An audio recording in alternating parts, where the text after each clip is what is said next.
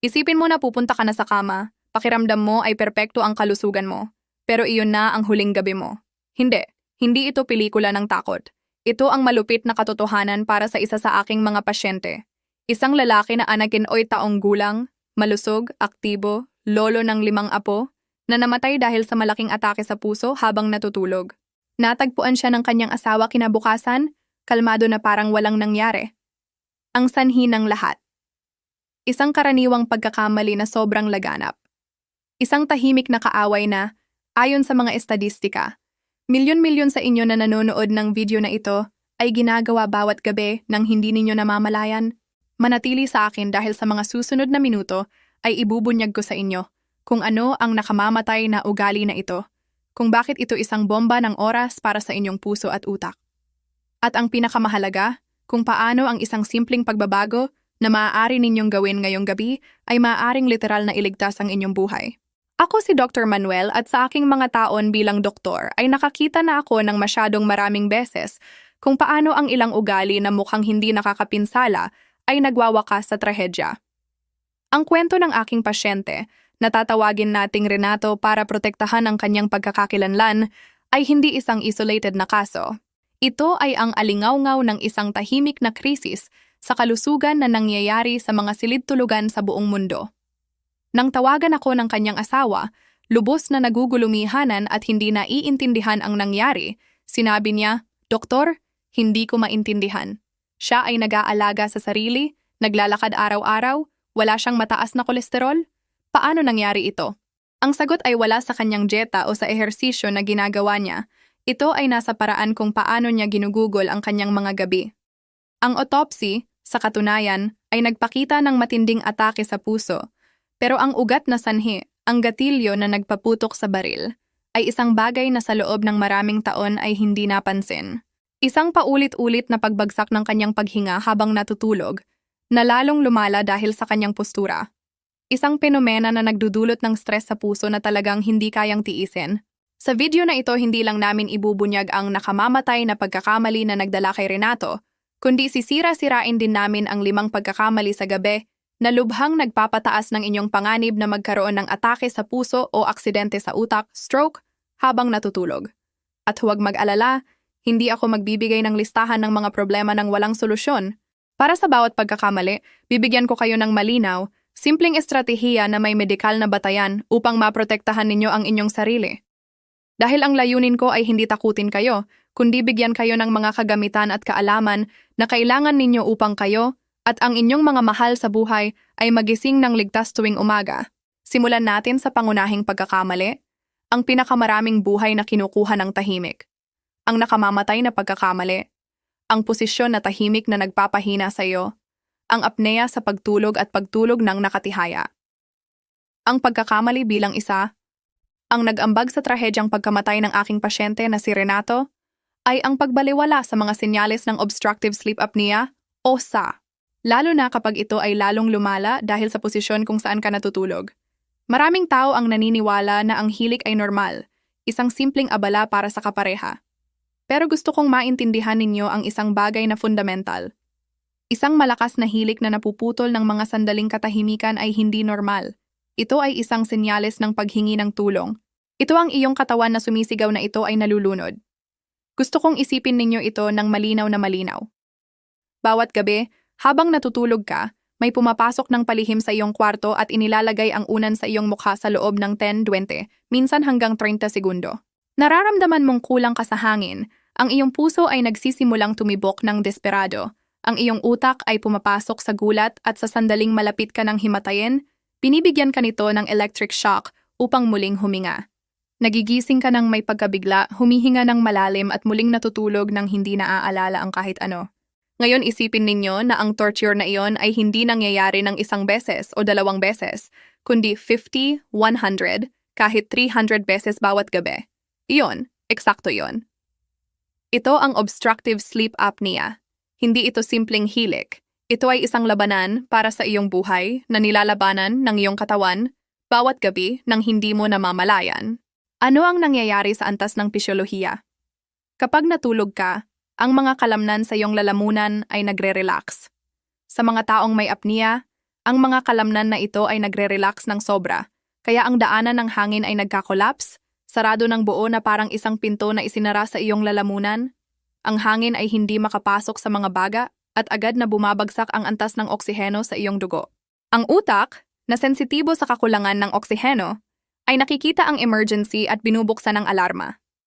Naglalabas ito ng mga hormone ng stress tulad ng adrenaline, ang mga parehong hormone na inilalabas mo kung hinahabol ka ng leon. Ang paglabas na ito ay nagdudulot ng microarousal. Pinipigilan nito ang mga kalamnan sa lalamunan upang bumukas ang daanan at makahinga ka. Ang siklo ng kakulangan sa hangin, gulat at pagigising ay paulit-ulit ng walang tigil. Ngayon ikonekta natin ito sa puso at utak. Bawat pagbagsak ng oksiheno ay emergency para sa iyong sistemang pang-cardiovascular. Ang puso ay napipilitang magbomba ng mas mabilis at mas malakas upang subukang ipamahagi ang kaunting oksiheno na natitira. Ang presyo ng dugo ay tumataas sa mapanganib na antas. Kung may train sa paghinto kada oras na itinuturing na malubhang apnea, mayroon kang train sa pagtaas ng mataas na presyon ng dugo kada oras. Sa 8 oras ng pagtulog ay 240 emergency na mataas na presyon kada gabi. Ang kronikong stress na ito, gabi-gabi, taon-taon ay nakakapinsala. Ang mga dingding ng iyong mga ugat ay nasisira, nagiging matigas at madaling kapitan ng atherosclerosis, ang pagbuo ng mga plaka ng kolesterol. Ang kalamnan ng puso ay humihina dahil sa sobrang trabaho. Ang ritmo ng puso ay nagiging irregular na nagpapataas ng panganib ng mapanganib na arrhythmia tulad ng atrial fibrillation, na isa sa mga pangunahing sanhi ng stroke. Ang ebidensya ay napakalakas. Ang malubhang sleep apnea ay maaaring magpataas ng panganib na magkaroon ng stroke ng hanggang 3 beses. Sa katunayan, napansin na hanggang 76% ng mga pasyenteng nagkaroon na ng stroke ay may sleep apnea, na nagsasabi sa atin na ito ay isang sobrang karaniwang faktor ng panganib. At dito pumapasok ang pagkakamali sa postura. Para sa isang taong predisposed sa posisyonal na apnea, ano ang pinakamasamang postura? Ang pagtulog ng nakatihaya. Kapag humiga ka sa iyong likod, ang gravity ay gumagana. Itinutulak nito ang base ng dila at ang malambot na palad patungo sa likod, na lalong nagpapakitid sa daanan ng hangin. Ito ay parang pagbubuhos ng gasolina sa apoy. Ginagawa nitong moderate ang mild apnea at ginagawa nitong severe at posibleng nakamamatay ang moderate. Ang aking pasyente, si Renato, ay malakas humilik at laging natutulog ng nakatihaya. Sinabi sa akin ng kanyang asawa na minsan ay napapansin niyang humihinto ang paghinga nito, pero pareho silang akala ay dahil sa pagod. Hindi nila alam na bawat gabi ang kanyang puso ay sumasailalim sa isang maraton ng matinding stress. Noong huling gabi na iyon, ang kanyang puso ay hindi na nakayanan. Ang praktikal na solusyon. Kaya, ano ang gagawin natin? Huwag magpanik, kundi kumilos. Kilalanin ang mga senyales. Kung sinasabi sa iyo ng iyong kapareha na malakas kang humilik, humihinto sa paghinga o humihinga ng malalim, huwag balewalain. Kung gumising kang pagod pagkatapos matulog ng 8 oras, may sakit ng ulo sa umaga o madaling antukin sa araw. Ito ay mga senyales ng babala. Makipag-usap sa iyong doktor. Ang diagnosis ay ginagawa sa pamamagitan ng sleep study, isang polysomnographia. Hindi ito invasive at maaaring gawin sa klinika o kahit sa bahay. Ito ang tanging paraan upang malaman ng tiyak kung gaano kalubha ang iyong kondisyon. Baguhin ang iyong posisyon sa pagtulog. Ito ang pinakamahalagang hakbang na maaari mong gawin ngayong gabi. Ang layunin ay iwasan ang pagtulog ng nakatihaya. Ang pinakamagandang alternatibo ay ang pagtulog sa tagiliran. Napatunayan na ang simpleng pagbabagong ito ay maaaring lubhang bawasan o kahit alisin ang mga pangyayari ng apnea sa maraming tao. Ang trick ng tennis ball. Isang lumang trick pero epektibo. Tahiin ang isang tennis ball sa likod ng isang lumang pajama. Kung susubukan mong humiga ng nakatihaya, ang kakulangan sa ginhawa ay magpapabalik sa iyo sa tagiliran ng halos walang malay. Mga body pillow. Gumamit ng mahabang unan o isang wedge ng unan sa likod mo upang lumikha ng harang na hindi ka papayagang gumulong. Ang pagyakap sa unan sa harap ay nakakatulong din na mapanatili ang postura. Itaas ang ulo ng kama. Kung imposible para sa iyo ang matulog sa tagiliran, itaas ang ulo ng kama ng mga 15 to 20 centimeters. Maaari kang gumamit ng mga kahoy na block o espesyal na wedge sa ilalim ng mga paa ng kama. Huwag mag-stack ng unan dahil iyon ay yumuyuko sa leeg at maaaring lalong lumala ang pagbara. Ang pagtaas ay ginagamit ang gravity sa iyong pabor upang mapanatiling mas bukas ang daanan ng hangin. Medikal na paggamot kung kinakailangan. Kung masuri kang may moderate o severe apnea, ang pamantayang gold treatment ay ang CPAP, Continuous Positive Airway Pressure. Ito ay isang makina na sa pamamagitan ng mask ay nagpapadala ng patuloy na daloy ng hangin na nagpapanatiling bukas ang iyong lalamunan. Ito ay literal na lifesaver. Ang pagkakamali ni Renato ay hindi ang pagkakaroon ng sleep apnea. Milyon-milyong tao ang mayroon nito. Ang kanyang nakamamatay na pagkakamali ay ang hindi malaman ito at lalong palalain ito gabi-gabi sa pamamagitan ng pagtulog sa pinakamasamang posisyon para sa kanya. Huwag gawin ang parehong pagkakamali. Ang chemical na bitag ng perpektong gabi, ang panganib ng mga sleeping pills. Ang pangalawang pagkakamali sa gabi ay ang mahulog sa bitag ng mga tabletas para sa pagtulog, lalo na ang mga benzodiazepines. Mukhang mabilis na solusyon ito para sa isang problemang nakakapagod, pero para sa mga matatanda ay parang sinusubukang patayin ang maliit na apoy gamit ang isang drum ng gasolina. Naiintindihan ko ng lubos ang hirap ng insomnia. Ang pag-ikot-ikot sa kama, ang panonood sa oras na lumilipas, ang pagkabalisa na alam mong bukas ay magiging basura ka. Sa sandaling iyon, isang maliit na tableta na nangangako ng malalim na pahinga ay mukhang biyaya, pero ang katotohanan ay mas madilim. Ang mga gamot tulad ng diazepam, lorazepam o ang tinatawag na Z-drugs tulad ng zolpidem ay mga depressant ng central nervous system. Gumagana sila sa pamamagitan ng pagpapabagal sa iyong utak. Ang problema ay hindi lang nila pinababagal ang utak. Pinababagal nila ang buong sistema, kabilang ang mahahalagang function tulad ng paghinga. Isipin muli ang sleep apnea. Kung mayroon ka ng kondisyon kung saan humihinto ang iyong paghinga at idaragdag mo ang isang tableta na lalong nagpapahina sa iyong respiratory drive, lumilikha ka ng perpektong bagyo. Ang tableta ay nagpapahaba at nagpapadalas ng iyong mga paghinto sa paghinga. At ang mas masahol pa, binabawasan nito ang kakayahan ng iyong utak na makita ang kakulangan sa oksiheno at lumikha ng microarousal na nagliligtas sa iyong buhay. Sa esensya, inaalis mo ang alarm system ng iyong sariling katawan, pero ang mga panganib ay hindi nagtatapos doon. May bundok ng ebidensya na nag-uugnay sa paggamit ng mga gamot na ito sa nakakatakot na pagtaas ng panganib sa cardiovascular at mortalidad. Isang mahalagang pag-aaral na inilathala sa British Medical Journal ay natagpuan na ang mga umiinom ng mga tabletas na ito ay may malaking panganib ng kamatayan. Isa pang pananaliksik ang nagpatibay na nagpapakita ng 36% na pagtaas sa panganib ng maagang kamatayan sa mga gumagamit nito. At dito dumating ang isa sa mga nakakatakot na estadistika. Para sa mga pasyenteng may heart failure, ang paggamit ng mga gamot para sa pagtulog ay maaaring i-multiply ang kanilang panganib ng cardiovascular event ng hanggang 8 beses. Ito ay dahil ang isang pusong mahina na ay mas hindi kayang tiisin ang mga pagbagsak ng oksiheno na pinalalala ng mga tabletas na ito. Higit pa sa puso, ang mga tabletas na ito ay lason para sa utak sa mahabang panahon. Nag-iipon ang ebidensya na iniuugnay ito sa mas mataas na panganib ng cognitive decline at dementia. Isang pag-aaral sa Pransya na inilathala rin sa BMJ ay natagpuan na ang mga bagong gumagamit ng benzodiazepines ay may 50% na mas mataas na panganib na magkaroon ng dementia. Isa pang pag-aaral ay nagmungkahi na ang panganib ng Alzheimer ay maaaring tumaas ng hanggang 51% sa matagal na paggamit.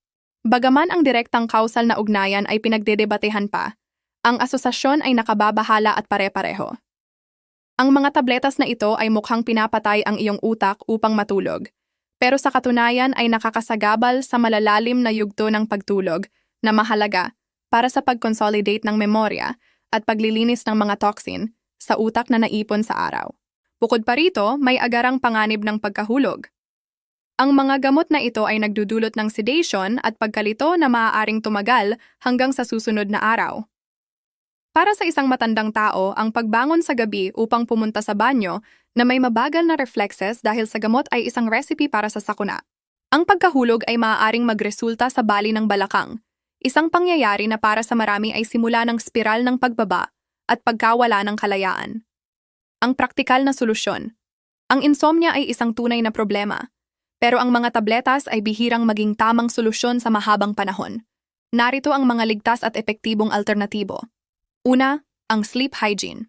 Bago isipin ang anumang gamot, kailangan mong i-optimize ang iyong mga ugali. Ito ay hindi negotiable. Konsistensya.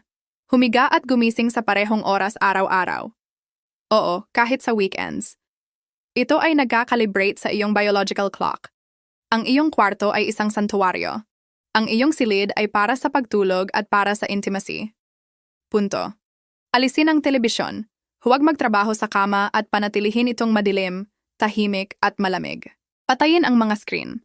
Ang blue light mula sa telepono, tablet at TV ay nagpapabagal sa produksyon ng melatonin. Ang hormone na nagsasabi sa iyong katawan, oras na para matulog. Itigil ang paggamit nito ng kahit 1 o 2 oras bago matulog. Mag-ingat sa mga stimulant. Iwasan ang caffeine at nicotine sa hapon-gabi. Ang alak ay maaaring makatulong sa pagkahimlay, pero ito ay nagpapira-piraso at nagpapalala sa kalidad sa pangalawang kalahati ng gabi. Cognitive Behavioral Therapy para sa insomnia. CBTI. Ito ang numero 1 rekomendasyon ng lahat ng medical guidelines para sa chronic insomnia. Ito ay isang programa na tumutulong sa iyo na muling turuan ang iyong utak at ugali para matulog. Napatunayan na ito ay mas epektibo at ligtas kaysa sa mga tabletas. Tanungin ang iyong doktor. Medikal na konsultasyon. Lagi. Kung kailangan mo ng tulong para matulog, huwag mag-self-medicate. Huwag tanggapin ang reseta ng tableta bilang madaling solusyon. Makipag-usap sa iyong doktor at igiit na hanapin ang ugat ng iyong insomnia. Sakit ba ito? Pagkabalisa? Sleep apnea? Ang paggamot sa ugat ng problema ay ang tanging tunay na solusyon. Tandaan, ang isang tableta ay maaaring magbigay ng peking pakiramdam ng kontrol, pero madalas ay inaalis nito iyon. Pinapalitan mo ang kalusugan para sa ilang oras ng artipisyal at mahinang pagtulog. May mas mabuti at ligtas na paraan. Kung ang impormasyong ito ay mukhang mahalaga sa iyo, kung natututo ka ng isang bagay na maaaring protektahan sa iyo or sa isang taong mahal mo, hinihiling ko na mag-pause ka sandali at mag-subscribe sa channel. Ang aking tanging misyon ay bigyan kayo ng praktikal at updated na medikal na impormasyon upang hawakan ninyo ang inyong kalusugan. Sa pamamagitan ng pag-subscribe ay hindi ninyo mapapalampas ang aming mga susunod na video. Libre ito, tumatagal ng 1 segundo at ito ang pinakamahusay na paraan upang suportahan ang aming trabaho. Ngayon ipagpatuloy natin ang pangatlong tahimik na pagkakamali, ang oven sa gabi na nagpapataas ng iyong presyon, ang temperatura ng kwarto. Ang pangatlong pagkakamali ay isa na karamihan ay minamaliit ng lubos. Ang pagtulog sa isang sobrang mainit na kwarto ay maaaring mukhang simpleng usapin ng kaginhawahan. Pero ang agham ay nagpapakita na ang temperatura ng iyong kapaligiran sa pagtulog ay may direktang at malalim na epekto sa iyong sistemang pang-cardiovascular. Upang simulan at mapanatili ng iyong katawan ang pagtulog ng reparative, ang temperatura nito sa loob ay kailangang bumaba ng bahagya, mga 1 degree Celsius. Ang pagbaba ng temperatura na ito ay isang susi na senyales para sa utak na sabihin, okay, matulog na. At pinadadali nito ang transisyon sa mas malalalim na yugto ng pagtulog. Ano ang nangyayari kapag natulog ka sa mainit na kwarto? Sabihin nating higit sa 24 degrees. Ang iyong katawan ay nahihirapang mawala ang init na iyon. Sa halip na mag-relax, ang iyong thermoregulation system ay nagtatrabaho ng overtime.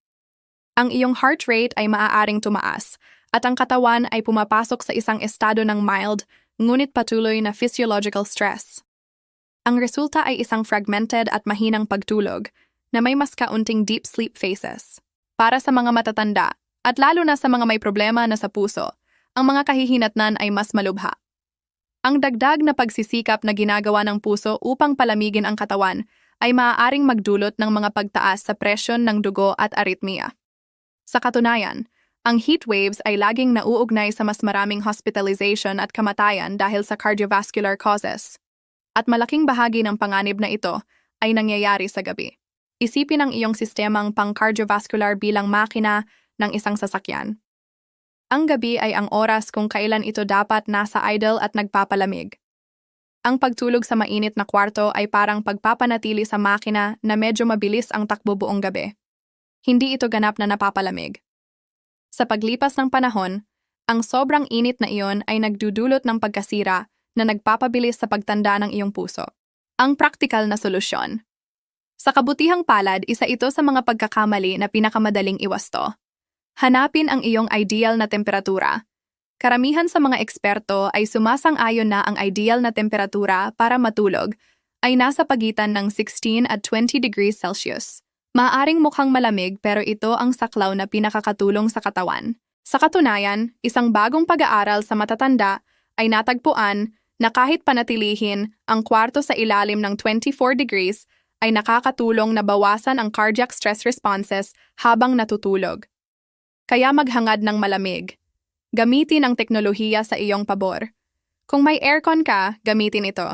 I-program ito upang mapanatili ang malamig at pare-parehong temperatura. Hindi ito luho, ito ay tool para sa kalusugan. Kung wala, ang ventilador ay nakakatulong na ilipat ang hangin at palamigin ang balat sa pamamagitan ng evaporation. I-dress ang kama para sa tagumpay.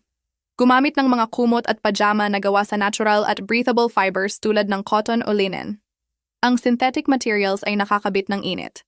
Mas mabuti na magkaroon ng maraming layer na maaari mong tanggalin o isuot ng madali. Ventilasyon. Kung pinapayagan ng panahon, buksan ang bintana upang pumasok ang sariwang hangin ay magandang ideya. Huwag maliitin ang kapangyarihan ng isang malamig na kwarto. Ito ay isang malakas at murang cardiovascular health intervention. Sa pamamagitan ng pagbaba ng thermostat ng ilang degree, binibigyan mo ang iyong puso ng pahinga na kailangan nito upang patuloy na tumibok ng malakas sa maraming taon pa. Ang midnight feast na sumisira sa iyong puso. Ang ika-4 na pagkakamali na naglalagay sa peligro ang iyong kalusugan ay isa na sobrang karaniwan, ang pagkain ng mabigat o sobrang dami na hapunan bago matulog. Ang kasabihang kumain ng agahan na parang hari, tanghalian na parang prinsipe at hapunan na parang pulubi ay may matibay na siyentipikong batayan. Kapag kumain ka ng marami, ang iyong digestive system ay nagtatrabaho at nangangailangan ng maraming daloy ng dugo.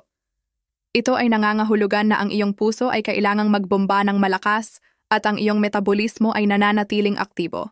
Sa ibang salita, ang iyong katawan ay nananatili sa day mode kapag dapat ito ay papasok na sa night mode. Ang digestion ay direktang nakikipagkumpetensya sa pagtulog. Para sa reparative rest, ang iyong heart rate, presyo ng dugo at temperatura ng katawan ay kailangang bumaba. Ang mabigat na hapunan ay pumipigil na mangyari ito ng maayos. Ang mga kahihinatnan, una, ang kalidad ng iyong pagtulog ay bumabagsak. Mas mahihirapan kang antukin at hindi mo maabot ang malalalim na yugto dahil ang iyong katawan ay masyadong abala sa pagtunaw. Pangalawa, tumataas ang panganib ng acid reflux. Kapag humiga ka na may punong tiyan, mas madaling umakyat ang acid mula sa tiyan patungo sa esophagus. Ito ay hindi lang nagdudulot ng heartburn, kundi nagdudulot din ng microarousals at ubo na nagpapira-piraso sa iyong pagtulog. Isang curious na dato, kung may reflux ka, ang pagtulog sa kaliwang tagiliran ay makakatulong dahil sa hugis ng tiyan ay mas mahirap na umakyat ang acid. Pangatlo, at dito ang direktang koneksyon sa atake sa puso at stroke, ang pagpapanatili sa iyong sistemang pang-cardiovascular na nagtatrabaho ng buong buo sa gabi ay isang hindi kinakailangang pasanin. Sa halip na magpahinga, ang iyong puso ay nagpoproseso ng isang malaking handaan. Ito ay maaaring magpanatili ng mataas na presyon ng dugo sa gabi, na lubhang mapanganib, lalo na kung may hypertension ka na. Ito ay parang sinusubukang mag-maintenance ng sasakyan habang ito ay tumatakbo pa rin sa highway. Ito ay hindi epektibo at mapanganib. Ang iyong katawan ay nangangailangan na tumigil upang ma-repair ang sarili. Ang praktikal na solusyon. Ang pagwawasto sa ugaling ito ay nangangailangan ng kaunting plano, pero ang mga benepisyo ay napakalaki. Ang 3-hour rule. Subukan na ang iyong huling pangunahing pagkain sa araw ay kahit 3 oras bago matulog. Ito ay nagbibigay ng oras sa iyong katawan upang gawin ang karamihan sa digestion. Magaan na hapunan. Ang iyong hapunan ay dapat ang pinakamagaan na pagkain sa araw. Mag-focus sa lean proteins, manok, isda, gulay at maliit na bahagi ng complex carbohydrates, quinoa, kamote. Iwasan ang pritong pagkain, taba, maanghang o sobrang asukal sa gabi. Mag-ingat sa night snack. Kung may gutom ka bago matulog, pumili ng sobrang magaan. Isang maliit na dakot ng almendras, maliit na natural na yogurt, o tsa ng chamomile. Iwasan ang cookies, ice cream o anumang processed. Matalinong hydration. Uminom ng sapat na tubig sa araw, pero bawasan ang pag-inom ng likido ng ilang oras bago matulog upang hindi ka na kailangang bumangon sa banyo at maputol ang iyong pagtulog. Pakinggan ang iyong katawan. Pansinin kung paano ang pakiramdam mo sa umaga. Mas mahusay kang nagpapahinga kapag mas maaga at magaan ang hapunan mo. Ang iyong katawan ang may sagot. Ang pagbabago sa oras at komposisyon ng iyong hapunan ay isa sa pinakamakapangyarihang lever na mayroon ka upang mapabuti ang iyong pagtulog at bawasan ang nocturnal load sa iyong puso. Ang peking pagtitipid sa oras na nagkakahalaga ng iyong buhay, ang chronic sleep deprivation. Ang huling pagkakamali at marahil ang pinakapundamental sa lahat ay ang simpleng hindi pagtulog ng sapat. Sa ating kultura na nagpupuri sa pagiging abala palagi, ang pagtulog ay madalas na nakikita bilang luho. Matutulog na lang ako kapag patay na ako, biro ng ilan. Ang trahedyang irony ay na ang attitude na iyon ang nagpapabilis mismo sa petsang iyon. Ang chronic sleep deprivation, na ang pagtulog ng mas mababa sa ICE na oras bawat gabi ng regular, ay isa sa pinakamasamang pag-atake na maaari mong gawin sa iyong sistemang pang-cardiovascular. Hindi ito pagmamalabis, ito ay suicide sa mabagal na kamera. Ang siyentipikong ebidensya ay unanimous at nakakatakot. Isang analysis ng maraming pag-aaral na inilathala sa European Heart Journal ay nagpakita na ang pagtulog ng mas mababa sa ICE na oras bawat gabi ay nagpapataas ng panganib na magkaroon o mamatay dahil sa sakit sa puso ng 48%. Halos 50%. Isipin mo, kung anumang aktibidad ay magpapataas ng iyong panganib ng kamatayan ng 50%, tratuhin mo ito ng may pinakamataas na respeto. Gayunpaman, milyon-milyong tao ang naglalantad sa panganib na ito bawat gabi, at hindi lang tungkol sa tagal. Ang irregularity, ang paghiga at pagbangon sa iba't ibang oras araw-araw ay mapanganib din. Ano ang nangyayari sa iyong katawan kapag ninanakaw mo ang mga oras ng pagtulog? Hypertension. Sa normal na pagtulog, bumababa ang presyo ng dugo. Ang kakulangan sa pagtulog ay pumipigil sa mahalagang pagbaba na ito, na nagpapanatili ng mataas na presyo ng dugo ng mas matagal. Chronic inflammation. Ang hindi pagtulog ay nagpapataas ng inflammatory markers sa katawan. Ang inflammation ay susi na factor sa pagbuo ng plaka sa mga ugat. Insulin resistance. Ang kaunting pagtulog ay nagbabago kung paano hinahawakan ng iyong katawan ang asukal, na nagdadala sa iyo sa type 2 diabetes. Isa pang malaking cardiovascular risk factor. Obesity. Ang kakulangan sa pagtulog ay nagdidiregla sa hunger hormones, nagbibigay sa iyo ng mas maraming craving sa unhealthy foods at nag-aambag sa pagtaas ng timbang. Constant stress. Ang sleep deprivation ay nagpapanatili sa iyong nervous system sa alert mode, na nagpapataas ng iyong heart rate at antas ng cortisol, ang stress hormone. Ito ay parang pagpapanatili ng paa sa accelerator ng sasakyan buong panahon.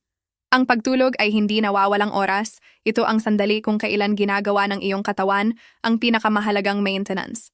Ito ang oras kung kailan nagpapahinga ang iyong puso at naaayos ang iyong mga blood vessels. Ang pagnanakaw ng oras sa pagtulog ay parang pagnanakaw ng pondo sa maintenance department ng isang pabrika. Sa huli, ang makinarya ay masisira. Ang praktikal na solusyon. Ang solusyon ay madaling sabihin, pero madalas mahirap gawin. Kailangan mong i-prioritize ang pagtulog, gumawa ng kalkulasyon. Karamihan sa mga adulto ay nangangailangan ng 7 hanggang 9 na oras ng pagtulog bawat gabi, hindi 6 o 5. Gumawa ng reverse calculation. Kung kailangan mong bumangon ng 6:30 a.m., ang iyong oras ng pagtulog ay dapat hindi lalampas sa 11:30 p.m. At iyon ay nasa kama na may patay na ilaw.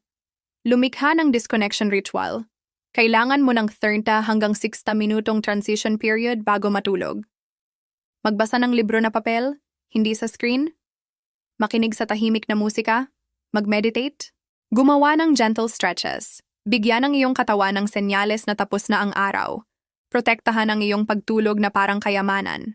Tratuhin ang iyong oras ng pagtulog ng may parehong seryosidad na isang importanteng appointment sa trabaho. Matutong sabihin ang hindi sa mga bagay na sumasakop sa iyong oras ng pahinga. Kung hindi ka makatulog, bumangon ka. Kung higit sa 20 minuto ka nang nasa kama nang hindi makatulog, huwag manatili sa pag-ikot-ikot. Ito ay lumilikha ng pagkabalisa. Bumangon ka, pumunta sa ibang silid na may mahinang ilaw at gumawa ng nakaka-relax na bagay hanggang sa antukin ka muli. Ang pamumuhunan sa iyong pagtulog ay ang pinakamurang at pinaka-epektibong health insurance na umiiral. Ito ay isang biological necessity. Sa pamamagitan ng pagbibigay sa iyong katawan ng pahinga na kailangan nito, hindi mo lang pinapabuti ang iyong enerhiya kinabukasan. Aktibo mong pinipigilan ang mga sakit na pinakamaraming buhay ang kinukuha sa mundo. Konklusyon. Ngayon ay inihayag na namin ang 5 tahimik na kaaway na nag-aabang sa kadiliman ng ating mga kwarto. Ang sleep apnea na pinalala ng pagtulog ng nakatihaya, isang tahimik na pagkasakal na nagdudulot sa iyong puso ng hindi kayang tiisin na stress. Ang mga sleeping pills, isang kemikal na bitag na maaaring magpataas ng panganib ng kamatayan at demensya. Isang sobrang mainit na kwarto na pumipigil sa iyong sistemang pang-cardiovascular na magpahinga. Ang pagkain ng huli at mabigat na nagpipilit sa iyong katawan na magtrabaho kapag dapat ito ay nag-aayos. Ang chronic sleep deprivation. Ang pagkakamali ng hindi pagbibigay sa iyong katawan ng oras na kailangan nito para sa maintenance. Ang kwento ni Renato ay isang trahedya, pero ang aking pag-asa ay magsilbi ito bilang isang wake-up call, isang paalala na ang mga ugali sa gabi na mukhang walang halaga ay maaaring magkaroon ng buhay o kamatayan na kahihinatnan. Pero ito ay hindi mensahe ng takot.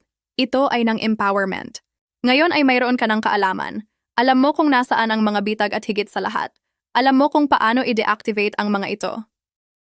Alam mo na dapat mong subukang matulog sa tagiliran. Tanungin ang mga tabletas. Panatilihing malamig ang iyong kwarto. Kumain ng magaan na hapunan at protektahan ang iyong 7-8 oras ng pagtulog na parang depende rito ang iyong buhay. Dahil sa maraming aspeto, ganoon nga. Hindi mo kailangang gawin ang lahat ng pagbabago ng sabay-sabay. Pumili ng isa, simulan ngayong gabi. Marahil ay ilagay ang unan sa iyong likod. Marahil ay ibaba ang thermostat ng ilang degree o patayin ang TV ng 1 oras bago matulog. Bawat maliit na hakbang ay isang tagumpay para sa iyong kalusugan. Huwag maliitin ang kapangyarihan ng isang magandang gabi ng pagtulog. Ito ang pundasyon kung saan nabubuo ang isang mahaba, malusog at buhay na buhay. Salamat sa pagsama sa akin. Kung binuksan ng video na ito ang inyong mga mata, hinihiling ko ang 2 bagay. Una, ibahagi ito. Ipadala ito sa inyong mga magulang, sa inyong mga kaibigan. Isang simpleng kilos ay maaaring simulan ang isang usapan na makakapagligtas ng buhay. Pangalawa, panoorin ang video na lumalabas ngayon sa screen. Ito ay tungkol sa mga pagkain na natural na naglilinis ng inyong mga ugat. Isang perpektong karagdagan sa natutunan natin ngayon. Ako si Dr. Manuel at tandaan, ang inyong kalusugan ay nasa inyong mga kamay. Kahit habang natutulog kayo. Mag-ingat kayo ng husto.